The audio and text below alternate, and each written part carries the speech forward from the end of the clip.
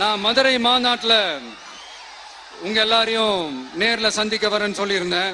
அப்படி இன்னைக்கு உங்களுக்காக நம்மள மேலையும் கீழையும் ரொம்ப மோசமா ஆண்டுகிட்டு இருக்கிற பாசிச பாஜக அரசையும் பாய்சன் திமுக அரசையும் கேள்வி கேட்கறதுக்காக வந்திருக்கிறேன். இந்த பாஜக அரசு நம்மள கொஞ்ச நெஞ்ச கொடுமையாங்க செய்து பீகார்ல 65 லட்சம் வாக்காளர்கள் ஓட்டர் லிஸ்ட்லயே காணோமா. இது என்ன பெரிய விஷயம்? இதை தாண்டி இன்னொரு விஷயம் இருக்கு.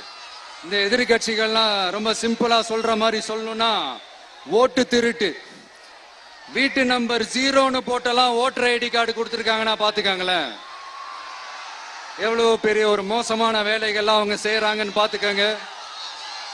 அடுத்து ஒன் நேஷன் ஒன் எலெக்ஷன், ஒரே நாடு ஒரே தேர்தல் 2029ல இவங்களோட ஆட்சி காலம் முடிய போகுதுன்றது எல்லாருக்குமே தெரிஞ்ச ஒரு விஷயம்தான்.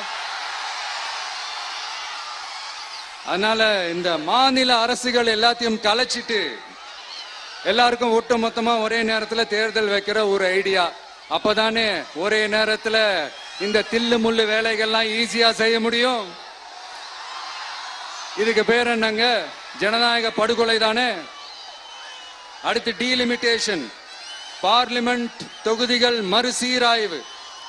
நம்ம சவுத் இந்தியாவை விட நார்த் இந்தியாவுக்கு அதிகமான பார்லிமெண்ட் தொகுதிகள் கிடைக்கிற மாதிரி ஒரு மோசடி வேலை ஒன்று செஞ்சுக்கிட்டு இருக்கிறாங்க. இதைத்தான் டிவிகே முதலையே எதிர்த்தோம், இப்பவும் எதிர்க்கிறோம், இனிமேலும் எதிர்ப்போம்.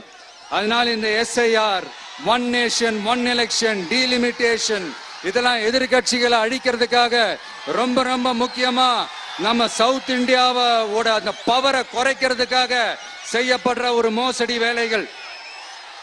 இது ஒட்டுமொத்த இந்தியாவுக்கும் பாஜக அரசு செய்யற ஒரு துரோகம்.